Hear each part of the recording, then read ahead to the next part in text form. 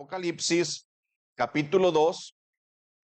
Estamos en el versículo 18. Nuestra iglesia para esta mañana es la iglesia de Tiatira, los versículos del 18 al 29. ¿Por qué leemos Apocalipsis? Bueno, la promesa es fiel. Bienaventurado el que lee las palabras de esta profecía en voz alta, el que oye y el que guarda las palabras de esta profecía. Por eso queremos nosotros leer Apocalipsis. Hay una bienaventuranza que pocas congregaciones han disfrutado. Apocalipsis no es un libro enredoso, no es un libro difícil, es un libro de mucho ánimo. A una iglesia perseguida, a una iglesia que sufre, este libro le dio ánimo. ¿Y qué iglesia no necesita entender y conocer que el Señor es soberano, que el Señor está encargado de la historia de la humanidad y que Él ha vencido a nuestros enemigos? El patrón que sigue Apocalipsis, aún en las 7 copas, en los 7 trompetas, es el mismo. Dios envía a su Hijo al mundo, se hace carne, establece su iglesia. Por medio de Él, la iglesia es perseguida por el mundo y la iglesia triunfa en Cristo. Es el mismo patrón del resto de las cartas. Su iglesia triunfa en Cristo. Ahora, lea conmigo entonces los versículos 18 al 29. Y esta es la palabra de Dios, no menos que la palabra que escuchó Moisés en el monte Sinaí. No menos que esa es lo que leemos ahora nosotros mismos. Dice así el versículo 18 al 29 de Apocalipsis 2. Y escribe al ángel de la iglesia en Tiatira, el Hijo de Dios, el que tiene ojos como llama de fuego y pies semejantes al bronce bruñido, dice esto: yo conozco tus obras y amor y fe y servicio y tu paciencia, y que tus obras postreras son más que las primeras. Pero tengo unas pocas cosas contra ti, que toleras que esa mujer Jezabel, que se dice profetiza, enseñe y seduzca a mis siervos a fornicar y a comer cosas sacrificadas a los ídolos. Y le he dado tiempo para que se arrepienta, pero no quiere arrepentirse de su fornicación. He aquí, yo la arrojo en cama y en gran tribulación a los que con ella adulteran, si no se arrepienten de las obras de ella. Y a sus hijos heriré de muerte, y todas las iglesias sabrán que yo soy el que escudriña la mente y el corazón, y os daré a cada uno según vuestras obras. Pero a vosotros y a los demás que están en Tiatira, a cuantos no tienen esa doctrina y no han conocido lo que ellos llaman las profundidades de Satanás, yo os digo, no os impondré otra carga, pero lo que tenéis, retenedlo hasta que yo venga.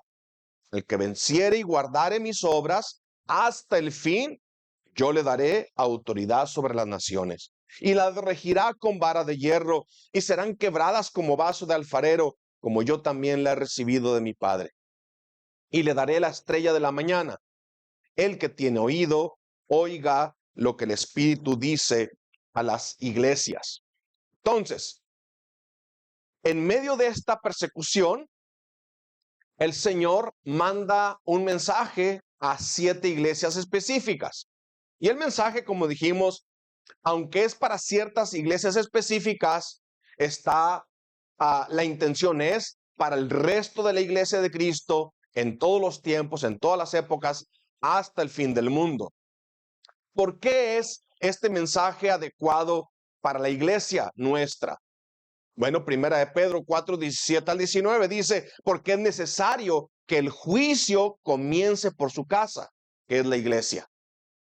Si Dios va a juzgar al mundo, es necesario que comience a hacer un juicio por su casa. porque es el tiempo de que el juicio comience por la casa de Dios.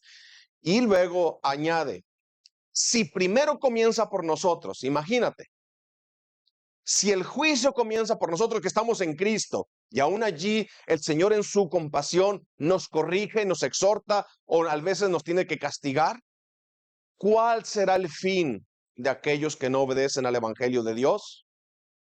Y si el justo con dificultad se salva, ¿en dónde aparecerá el impío y el pecador?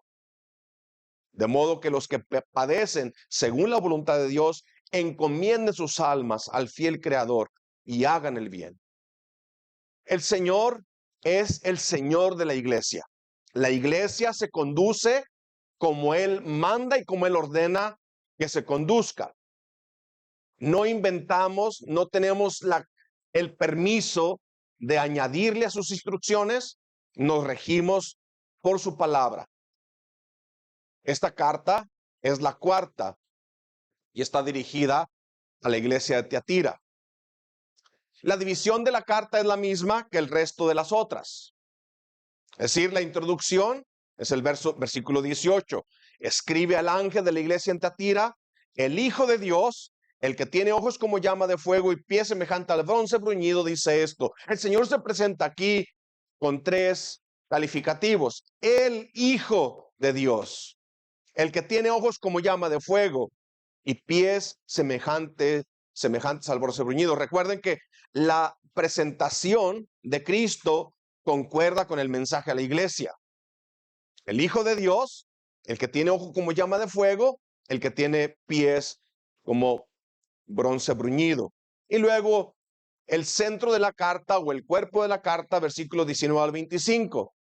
Y el cuerpo de la carta se compone de dos partes, la alabanza y el reproche. Esto estás haciendo bien, esto estás haciendo mal. Corrige esto a tiempo. ¿Y eso qué es, mis hermanos, si no es misericordia? El mundo no recibe estas instrucciones. Al mundo se le dice y los entregó al deseo de sus corazones. Y los entregó, les quitó aquello que los detenía de perderse completamente. Y luego terminamos con la conclusión. La conclusión que es las mismas palabras a las otras 7 iglesias, a las 6 iglesias. Al que venciere, al que venciere. Esta es la palabra de Dios. Esa es la palabra de Dios. El que perseverar hasta el fin, este es el que es salvo. El que persevera hasta el fin, esa es la marca del verdadero Hijo de Dios. Entonces, para corregir un error muy común, nosotros decimos, la única prueba que tienes tú de ser hijo de Dios es que hoy caminas con Cristo. No la experiencia que tuviste hace 10 años, 5 años, 20 años, 40 años. Eso no prueba ninguna, no prueba nada. La prueba que tienes tú de ser hijo de Dios es que hoy caminas con Cristo y mañana caminas con Cristo y pasado mañana caminas con Cristo. Tenemos la introducción, el cuerpo con alabanzas y reproches y luego tenemos la conclusión, al que venciere. Veamos pues la introducción a la carta.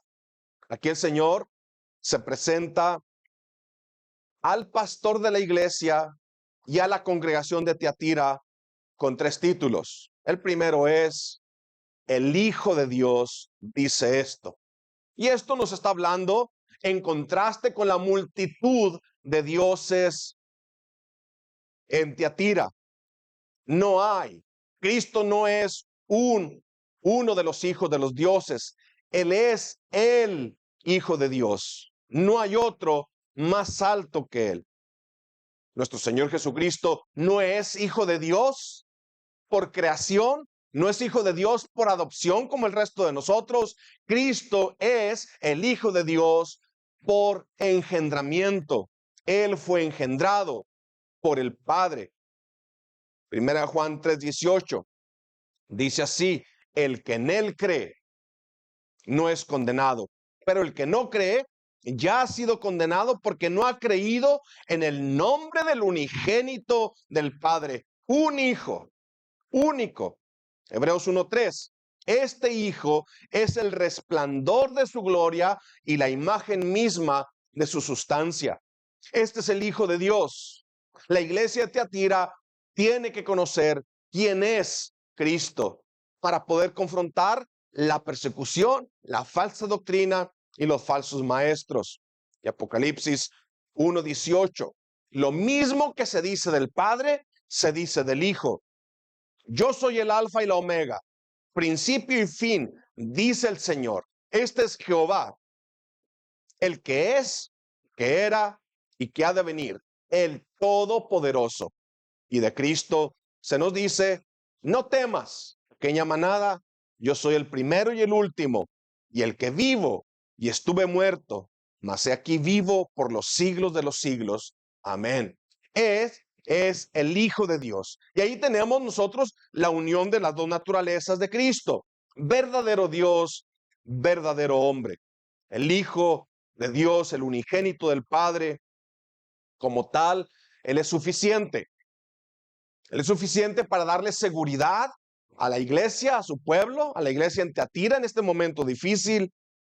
Como Dios, Él es suficiente para exhortar y dar direcciones. Tiene la autoridad, porque Él es Dios, Él es el Hijo unigénito del Padre. Los otros dos títulos tienen que ver con la carta. Primero, se da la instrucción o la introducción como el Hijo de Dios. Pero el que tiene ojos como llama de fuego nos indica su omnisciencia. Él no necesita ninguna instrucción, ni ningún reporte, ni ninguna información. El que tiene ojos como llama de fuego, es decir, el que sabe todo, el que conoce todo. Él conoce los secretos del corazón. Él puede descubrir la hipocresía del mayor de los hipócritas. El verso 23 dice que todas las iglesias sabrán que yo soy el que escudriña la mente y el corazón. Sus pies semejantes al bronce bruñido nos hablan de su omnipresencia. Él es el que se mueve en medio de su congregación. Él está aquí esta mañana.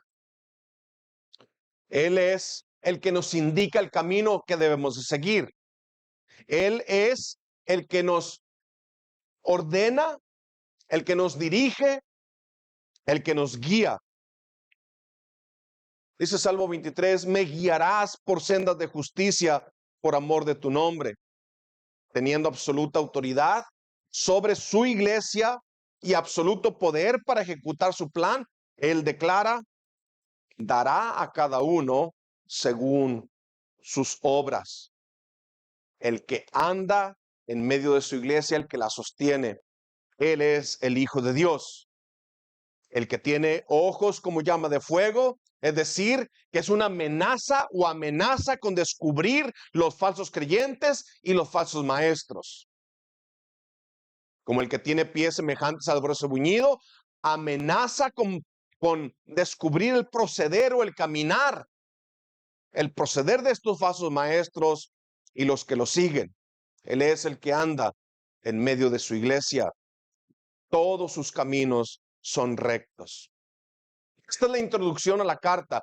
El Hijo de Dios, el que tiene ya ojos como llama de fuego y pies como bronce bruñido. Este es el Señor de la iglesia y este es el que da las instrucciones a la iglesia. Veamos el cuerpo de la carta. La introducción, recuerde, concuerda con el mensaje. Ahora la iglesia tiene que entender que no hay nada que pueda esconder de aquel que lo ve todo. Ni puede esconder el proceder, el caminar, la práctica de la congregación. Él es el que anda en medio de su congregación. Vemos el cuerpo de la carta en dos partes. Dijimos primero la alabanza y luego el reproche. Esto estás haciendo bien, sigue aquí. Esto estás haciendo mal, arrepiéntete, arregla las cosas. Y mis hermanos, otra vez, ¿poco no es eso misericordia? Que Él me muestre a mí. ¿Qué necesidad tiene Él de mostrarme a mí dónde estoy haciendo las cosas mal? Él tiene el derecho de venir y juzgarme. No tiene ninguna obligación de darme información. Sin embargo, Él en su compasión nos enseña como un padre enseña a sus hijos. La alabanza es grande, es maravillosa y comienza otra vez apelando a la omnisciencia, al conocimiento pleno. Dice, yo conozco tus obras. Versículo 19, yo conozco tus obras. Para que el Señor nos conozca, que el Señor me conoce. Eso es un gran alivio. Mis hermanos, no hay necesidad de hipocresías, no hay necesidad de caretas, no hay necesidad de pretender ser lo que no somos. Puedes descansar completamente en que Él conoce. Y si Él te conoce y aún así quiso enviar a su Hijo a rescatarte, entonces, qué descanso tan grande no tener que contar mentiras. Es decir, venimos a Él y descansamos completamente porque le ponemos nombre a nuestro pecado. Pero al mismo tiempo que nos da un gran aliento, que nos conoce y aún conociéndonos, no nos rechaza, también es una causa de gran temor. Porque si hay hipocresía en nuestro corazón, Él lo sabe. Si hay doblez en mi corazón, Él lo sabe. Si hay inconstancia en mi corazón, Él lo sabe. Por eso su palabra nos indica claramente cómo habremos de acercarnos al trono de su majestad. Un peligro para aquellos blasfemos que se acercan atrevidamente, pero para el creyente, el que está en Cristo, un gran aliento. En estas palabras, Hebreos 10:22, acerquémonos con corazón sincero, en plena certidumbre de fe, purificados los corazones de mala conciencia y lavados los cuerpos con agua pura. O dicho de otra manera, no vengas al trono de su majestad si no te acercas a través del único mediador, Cristo Jesús, el Mesías prometido. Yo conozco tus obras. Y aquí les muestra aquello por lo cuales Él los alaba. Esos son alabados en las cosas que están haciendo bien. Y son 5 en el versículo 20. Quiero decir, en el versículo 19 en adelante, después de la frase, yo conozco tus obras. Primero es, yo conozco tu amor. ¿Se recuerdan cuál era la deficiencia de la iglesia en Éfeso? Precisamente esto. Habían perdido su primer amor.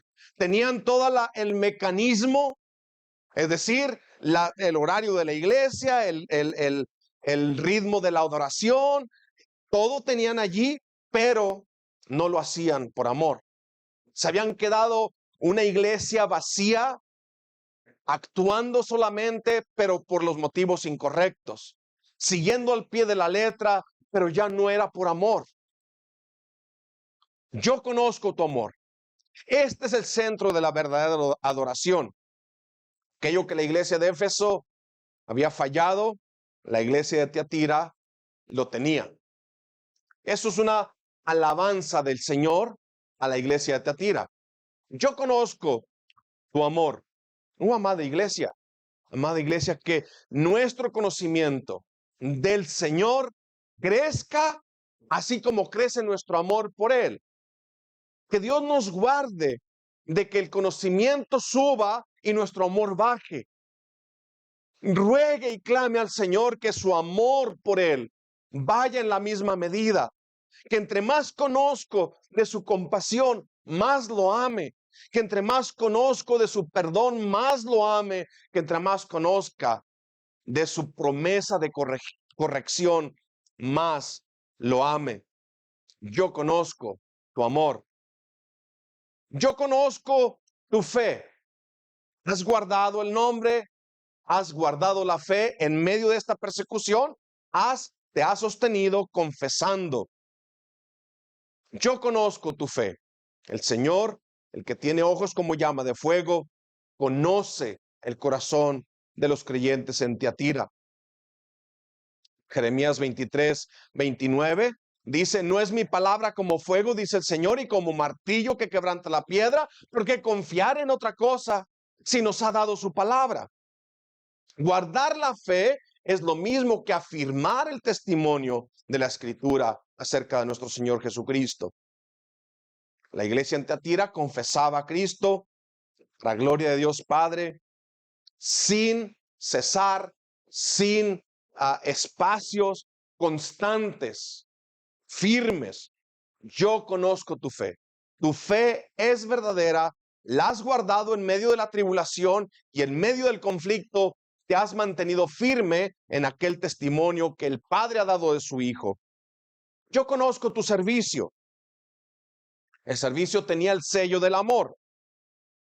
Lo hacían para la gloria de Dios. El Señor resumió toda la ley en estas dos palabras.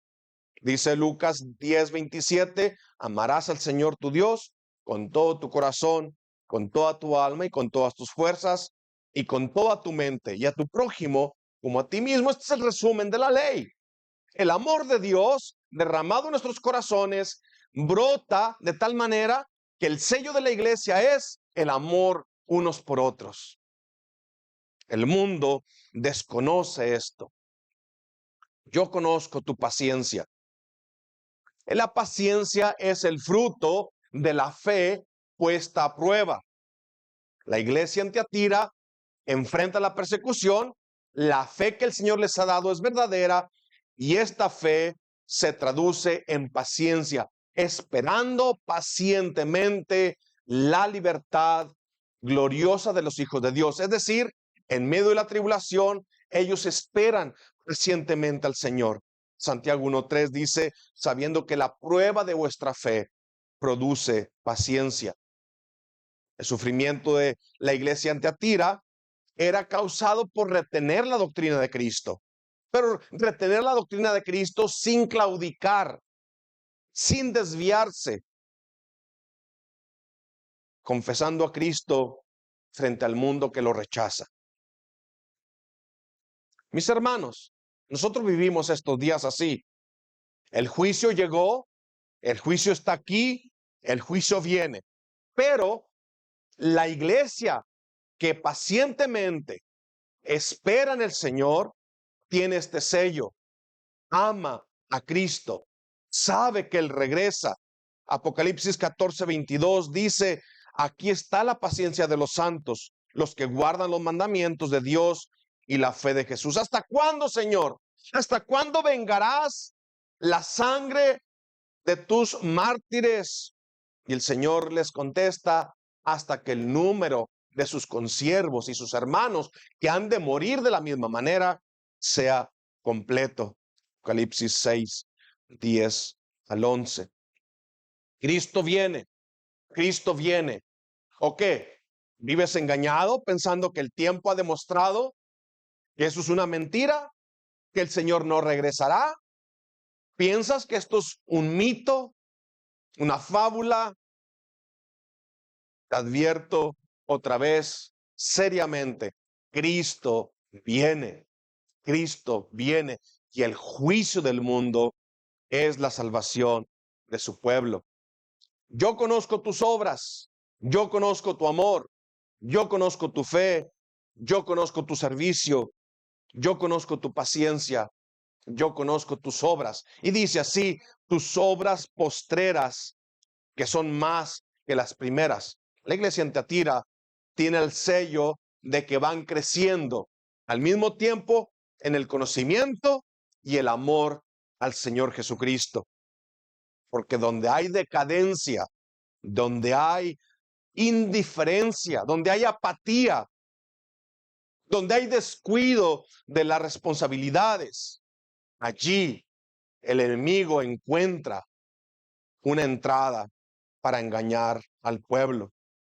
Así que para evitar este pecado, para evitar el pecado de la indiferencia o de la apatía, entendamos esto, que no solamente es el amor el que nos mueve a obedecer a Cristo, que junto con el amor nos mueve la obligación Y nos mueve el conocimiento de la dignidad del Señor.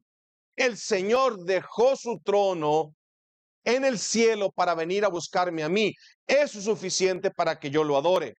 Sea que mis emociones concuerden con la adoración, sea que no concuerden, sea que las circunstancias sean positivas, sea que las circunstancias sean adversas, lo adoramos porque Él es digno de ser adorado.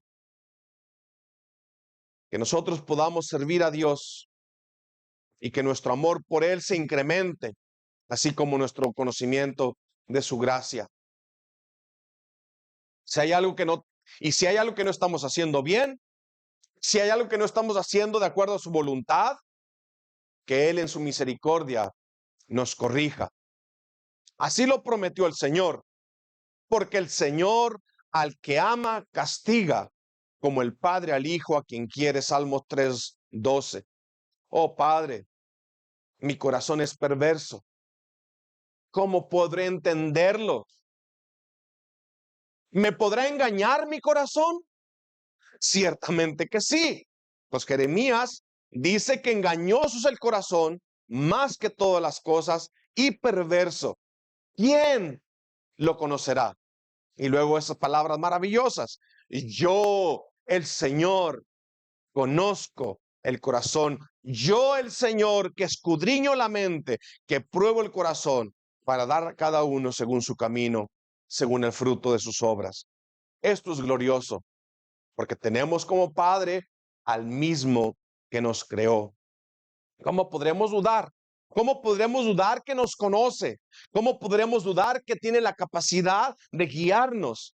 Él tiene ojos como llama de fuego, pies semejantes al bronce bruñido. A Él tú puedes acudir y rogar: oh Señor, examíname, examíname, oh Dios, conoce mi corazón. Pruébame y conoce mis pensamientos. Oh Señor, ve si en él hay camino de perversidad. Y Señor, guíame por el camino eterno. Salmo 139:23. Increíble. Nos podemos acercar al Señor y decirle: Padre, ve mi corazón. Muéstrame, Padre, dónde yo estoy engañado. Aquellas cosas que no alcanzo a ver. Él nos invita a hacerlo.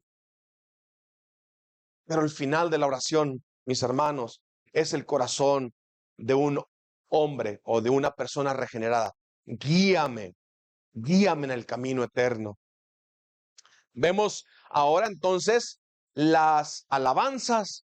Veamos ahora entonces el reproche de aquellas cosas que el pastor de la iglesia Tiatira y la congregación de la iglesia Tiatira no están haciendo bien. Veámoslo de dos partes. En forma general, es decir, tengo unas pocas cosas contra ti, el versículo 20, y en forma específica o particular, toleras a esa mujer Jezabel. Veamos primero el reproche en forma general. Pero tengo unas pocas cosas contra ti. Tengo unas pocas cosas contra ti.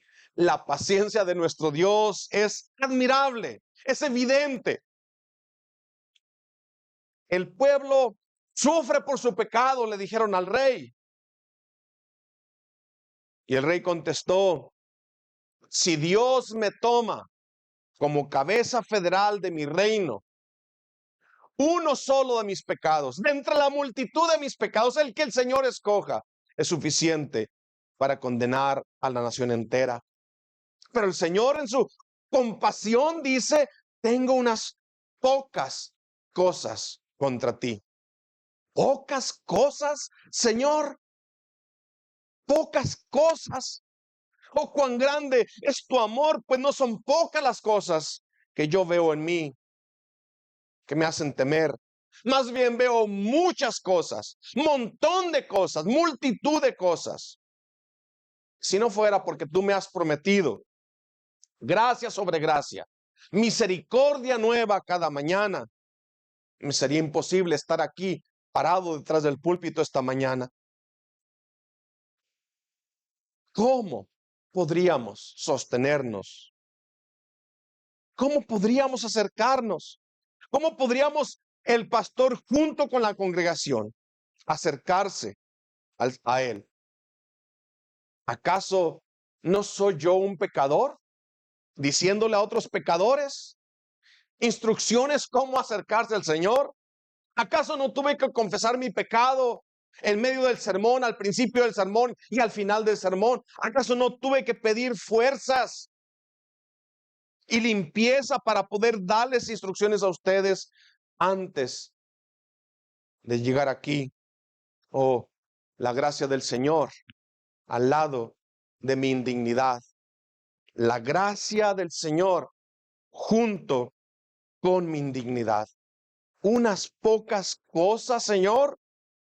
¿Cuántas cosas puedes reprocharme? ¿Cuántas cosas podrá el Señor reprocharnos? Unas pocas. Bien, ayúdame a ver estas pocas cosas. El reproche en forma general, es decir, tengo unas pocas cosas contra ti, y en forma particular toleras a esa mujer Jezabel. Consideremos los cargos contra el pastor y luego consideremos el pecado de Jezabel y luego consideremos el pecado magnificado, puesto bajo la lupa del Señor y el pecado siendo traído a la luz. Veamos entonces los cargos contra el pastor. Tengo unas pocas cosas contra ti, que toleras a esa mujer Jezabel. Pero, ¿acaso ser tolerante no es una virtud? Más en nuestros días. Más en nuestros días donde se prohíbe juzgar. Y juzgar es como algo indigno. No juzgar y pasar por alto toda clase de afrentas es virtud. ¿No es una virtud la tolerancia? No, no es una virtud cuando se está permitiendo que la doctrina se corrompa. Allí la tolerancia es una afrenta contra la palabra de Dios y por consiguiente es una afrenta contra el Señor mismo.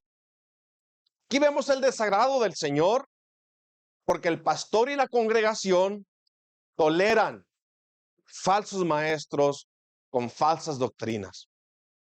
Algunas de las razones por las cuales el Señor reprocha al pastor pudieran ser estas: que muestra muy poco celo por la gloria de Dios. Si el pastor tolera falsos maestros con falsas doctrinas, desprecia la gloria de Dios. Muestra que no tiene amor por la congregación, permitiendo que sean seducidos, la palabra que usa el Señor Jesucristo en la carta a Tiatira.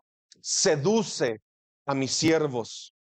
Y muestra que tampoco respeto tiene por su oficio al no usar la autoridad que se le ha concedido para proteger a la congregación de falsos maestros y falsas doctrinas. Las falsas doctrinas y la tolerancia del pecado han causado que los hombres blasfemen el nombre de nuestro Señor. Los pastores cobardes se callan por el afán y la fiebre de congregaciones numerosas. ¿Acaso no es un oprobio no tener una congregación grande en números? ¿Acaso no queremos nosotros también ser una iglesia con una multitud de miembros? No, si el precio es sacrificar la doctrina. No, mis hermanos, el Señor no nos va a juzgar porque somos pocos. Nos va a juzgar si nos mantenemos o no fieles a su palabra. Y otro pecado que debemos aquí poner atención, creo que es el momento adecuado de llamar la atención suya. Este pecado tan común en nuestros días, el pastor celebridad. Si el pastor celebridad habla, la congregación escucha. Si el pastor mediocre y superficial que tienen allí habla, nadie pone atención. Oh, el afán de reconocimiento ¿A cuántos ha llevado a la ruina? Son pastores de internet, le predican a YouTube, mientras que sus congregaciones mueren de hambre.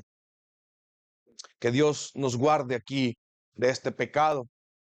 Sí, quizás el pastor de la iglesia en Tiatira mantendría su puesto, es decir, la atención y el cariño de estos falsos maestros.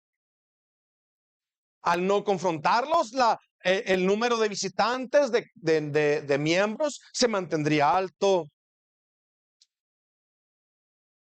Pero ¿de qué le servía al pastor si tenía la desaprobación del Señor? Así pudiera tener los aplausos de una audiencia grande, pero el desagrado del Señor, ¿de qué le servía? Nosotros, hermanos, primero que nada, yo le predico a una audiencia de uno. Le predico a una audiencia de uno. Y como consecuencia de predicarle a una audiencia de uno, ustedes son alimentados. Es decir, yo tengo que tener cuidado y entender que el Señor Jesucristo está escuchando este sermón.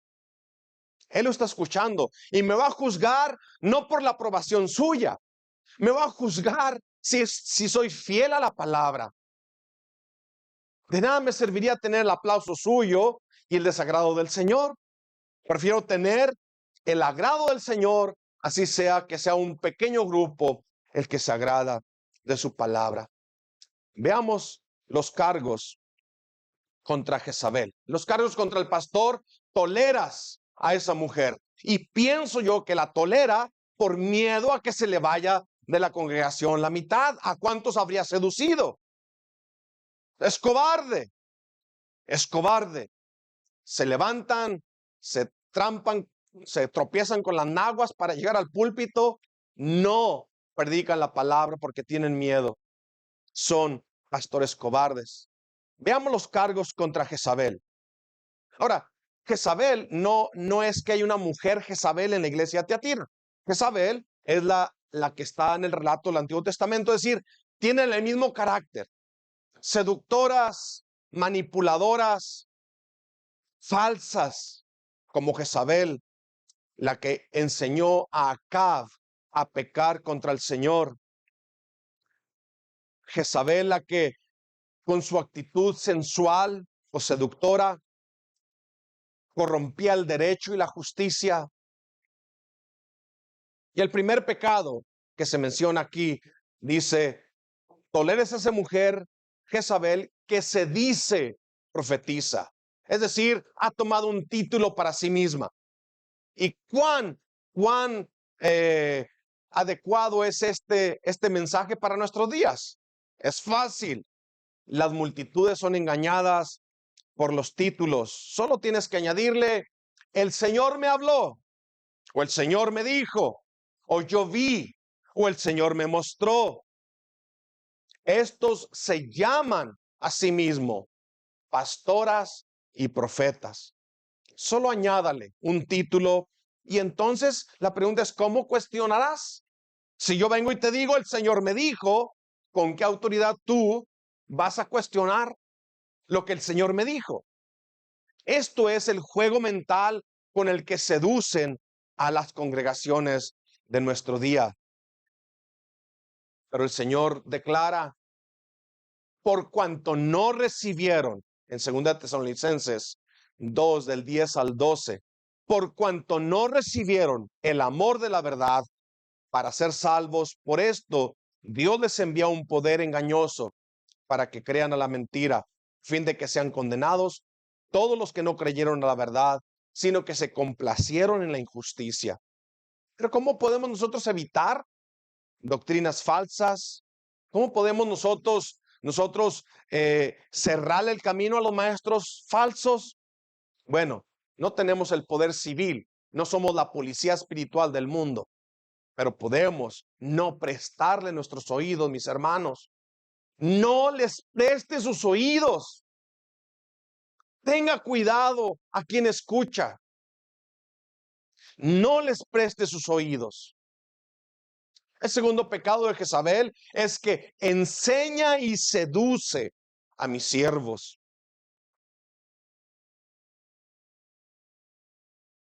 Cuando nos condenan porque no creemos en la mujer como pastora, ellos nos condenan porque en su ignorancia nos acusan de que no tenemos a la mujer como que no tiene el mismo valor. Mis hermanos, no es eso.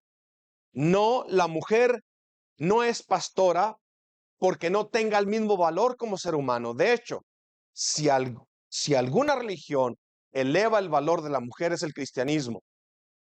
Como mujeres, como coherederas, dice coherederas de la gracia de la vida, es decir, en cuanto a la salvación, exactamente el mismo valor que cualquier otro redimido. No hay una mujer menos salva que otra, ni un hombre más salvo que otro. ¿Cuál es la razón por la cual se prohíbe que la mujer sea pastora? Por el orden. Es decir, Dios es un Dios de orden y ese orden se refleja en la iglesia. No es por capacidad, no es por dignidad, es por el orden. El Padre no murió en la cruz. ¿Por qué no murió el Padre en la cruz? Bueno, porque el Hijo fue el que murió en la cruz. Hay un orden. Es menos el Hijo que el Padre porque murió en la cruz. No, igual. El Espíritu Santo no envió al Hijo. El Hijo envió al Espíritu Santo. ¿Es menos el Espíritu Santo que el Hijo? No. Hay un orden. Es exactamente así, por lo cual se le prohíbe a la mujer ejercer la autoridad como pastora. Ahora, yo quiero que por último vaya usted conmigo y vea el pecado magnificado. Se dice, seduce a mis siervos. El pecado se eleva o se hace grande por estas palabras. Esta mujer no está interesada en los incrédulos. Esta mujer no está interesada en infectar con su pecado a los impíos. Quien busca a los siervos, aquellos que han confesado a Cristo, aquellos que han participado de todas las bendiciones que conlleva entrar en la congregación de los santos. Mis hermanos, cuánto debemos orar por nuestros pastores, cuánto debemos orar unos por otros. El pecado magnificado, dice el Señor en el versículo 21, le he dado tiempo para que se arrepienta, pero no quiere arrepentirse de su fornicación.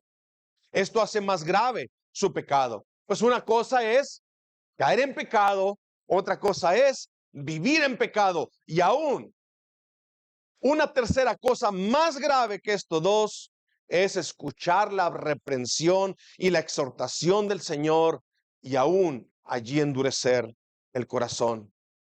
Mi amada congregación, y tú que aún no te rindes al Señor, escucha con mucha atención las palabras del pastor en Hebreos 3, 18, 19 al 4, 1 y 2. ¿Y a quienes juró que no entrarían en su reposo, sino aquellos que desobedecieron? Es hablando del pueblo no queriendo cruzar el río Jordán. Y vemos estos que no creyeron, no pudieron entrar, dice, a causa de su incredulidad. Y entonces nos habla a nosotros, temamos pues, no sea que permaneciendo aún la promesa de entrar en su reposo, alguno de vosotros parezca no haberlo alcanzado. Porque también a nosotros se nos ha anunciado la buena nueva como a ellos. Es decir, hemos escuchado la palabra de Dios igual que ellos en el monte Sinaí, más nosotros ahora en Cristo. Pero a ellos no les aprovechó el oír la palabra. Por favor, escúchenme. No les aprovechó el oír la palabra por no ir acompañada de la fe en los que la oyeron. Termina la carta, el que tiene oído, Oiga lo que el Espíritu dice a las iglesias. Es necesario que no solamente el sonido de mis palabras llegue a tus oídos. Pídele al Señor que llegue a tu corazón y pídele al Señor que abra tus ojos de su verdad. Ellos escucharon igual que tú aquí, pero no tenían fe, no la creyeron. ¿Crees tú que el Señor viene? ¿O menosprecias sus riquezas o la riqueza de su benignidad? ¿Desprecias su paciencia y longanimidad? ¿Ignoras que por su bondad Él te guía al arrepentimiento? Es decir, Él ha esperado pacientemente. Dice, ha dado tiempo para que se arrepienta. Te ha dado tiempo a ti. Te ha dado tiempo a ti también. Ven a Cristo, arrepiéntete, entrégate a Él completamente. Veamos el número 3, la amenaza del juicio. Vemos la causa, seduce mis siervos. El pecado se hace grande. Le ha dado tiempo que se arrepienta. Y Él dice, ahora vengo contra ella con juicio. Dice el 22 en adelante, aquí yo la arrojo en cama y en gran tribulación a los que con ella adulteran, si no se arrepienten de las obras de ella. Y aquí está otra vez la misericordia. En medio del juicio es, si no se arrepiente, todavía hay oportunidad. Y a sus hijos, es decir, los frutos de aquella predicación falsa, heriré de muerte. Y todas las iglesias sabrán que yo soy el que escudriña la mente y el corazón. Y os daré a cada uno según vuestras obras. Pero a vosotros, a los demás que están en Tiatira, a cuantos no tienen esta doctrina y no han conocido lo que ellos llaman las profundidades de Satanás, yo os digo, no impondré otra carga, si no se arrepienten de las obras de ella. Vemos el resultado final de este juicio sobre la iglesia y su pastor. La iglesia de Tiatira dejó de ser. Ya no hay una iglesia llamada Tiatira. La iglesia de Cristo jamás será vencida. El infierno, Satanás no pueden desbaratarla, no pueden contra ella. Pero mis hermanos, la iglesia local sí. Si esta iglesia no se mantiene fiel, no tenemos la promesa de permanecer. Él puede cerrar esta iglesia y puede cerrarla para siempre, como un juicio contra el pastor y su congregación. Hay muchas congregaciones que fácilmente se pueden titular sinagogas de Satanás y no iglesias de Cristo. Todas las iglesias, dice en el versículo 23, todas las iglesias sabrán que yo soy el que escudriña la mente y el corazón, y os daré a cada uno según vuestras obras. Verso 24 dice, pero a vosotros y los demás que están en Tiatira, a cuantos no tienen esa doctrina y no han conocido lo que ellos llaman las profundidades de Satanás, yo os digo, es decir, aquellos que se han mantenido fieles en medio de esta persecución interna, aquellos que se han aferrado a la palabra y han sufrido ver a su pastor o a uno de sus pastores claudicar de la verdad, dar de sí, satisfaciendo las demandas de un falso creyente. A este pequeño grupo en medio de la iglesia, el Señor les dice, no te voy a imponer otra carga, es decir, no le voy a añadir más a lo que ya estás haciendo. Yo conozco tu amor, yo conozco tu fe, yo conozco tu servicio, yo conozco tu paciencia y yo conozco que tu amor por Cristo crece en la misma medida que crece tu conocimiento. Siga haciendo esto. No hay más que hacer, no hay otra carga más. Ese es el camino correcto. El amor al Señor, la fe en Cristo, siervos de Cristo, esperando pacientemente el regreso de nuestro Señor y que nuestro conocimiento y amor crezcan en la misma proporción.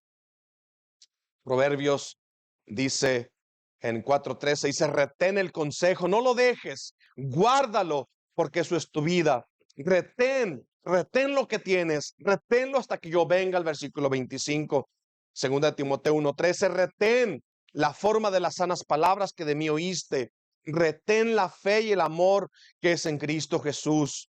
Apocalipsis 3:11, he aquí, yo vengo pronto. Retén lo que tienes para que ninguno tome tu corona. Terminamos. Llegamos a la conclusión. Versículos 26 al 29. Al que venciere y guardare mis obras hasta el fin, yo le daré autoridad sobre las naciones y las regirá con vara de hierro y serán quebradas como vaso de alfarero, como yo también la he recibido de mi Padre. Es decir, son dos promesas. La primera es: al que venciere y guardare mis obras hasta el fin, yo le daré autoridad sobre las naciones, las regirá con vara de hierro y serán quebradas como vaso de alfarero, como yo también lo he recibido de mi Padre.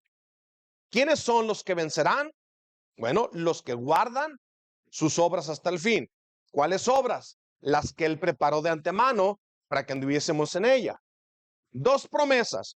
Al que venciere, le daré autoridad sobre las naciones. Y aquí, para nosotros, los que creemos en la teología reformada, esto es glorioso. Esto es glorioso. Escúcheme. Escuche esto. La autoridad que el Señor nos ha dado. Y cómo vamos al mundo entero. Y cómo es que los quebrantamos con la predicación del evangelio. Vamos a las naciones, a todas las naciones, la que sea, y le predicamos el evangelio y les hablamos con autoridad que en Cristo Jesús hay libertad y no tienen ninguna necesidad de seguir esclavizados a Satanás. Esta es la autoridad. Vamos a las naciones con el evangelio y vamos y les predicamos que hay libertad verdadera en Cristo Jesús. Nosotros disfrutamos de esa promesa ya ahora. El Señor dijo así: toda potestad me es dada en el cielo y en la tierra. Todo el poder es mío. Por eso tú vas y haces discípulos a las naciones. No es tu capacidad, no es tu ah, tretas o tus circos que puedas hacer. No, vamos y predicamos porque a Él le ha sido dado el poder. Y dice Él: yo estoy con ustedes todos los días hasta el fin del mundo. Y en Juan 17:18, si quieres entender esta autoridad, dice el Señor Jesucristo: oh Padre, como tú me enviaste a mí, así yo los he enviado al mundo. Vamos a las naciones a predicarles el evangelio, porque el Señor tiene todo el poder. Veamos entonces la segunda promesa: le daré la estrella de la mañana. ¿Quién es esta estrella de la mañana? ¿O qué es? No, más bien, ¿quién es la estrella de la mañana? Apocalipsis 22:16 dice: yo, Jesús, he enviado mi ángel para daros testimonio de estas cosas en las iglesias. Y luego dice: yo soy la raíz y el linaje de David, la estrella resplandeciente de la mañana. Yo te daré la estrella de la mañana. ¿Qué es esto? El Señor se da a sí mismo por nosotros. El Señor se dio a sí mismo. No es cosas los que buscamos. Buscamos al Señor Jesucristo. Él es el objeto de nuestra adoración. Pero ¿por qué el Señor se promete?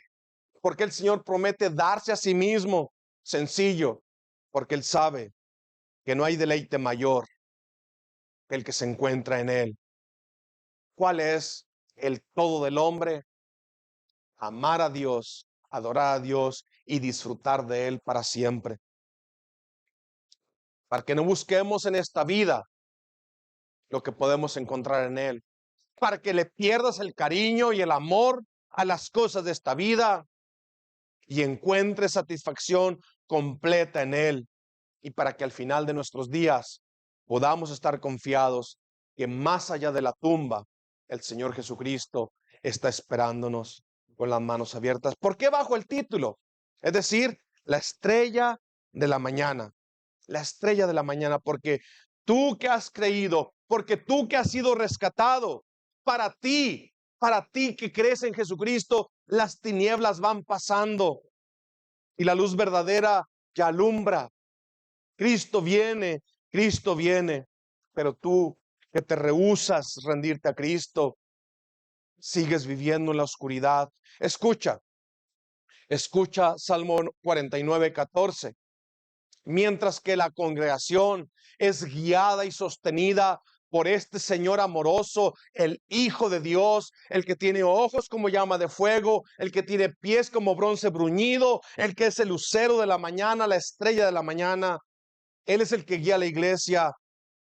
Pero a ti que no vienes a Cristo, dice el Salmo 49:14, son como rebaños que son conducidos al Seol. ¿Quién los pastorea? La muerte, la muerte.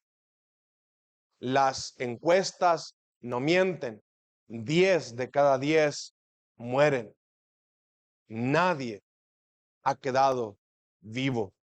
Todos hemos de pasar por el valle de la sombra de muerte, pero para ti será la entrada a un castigo eterno, vergüenza eterna, y para ti que estás en Cristo, esto es vida abundante.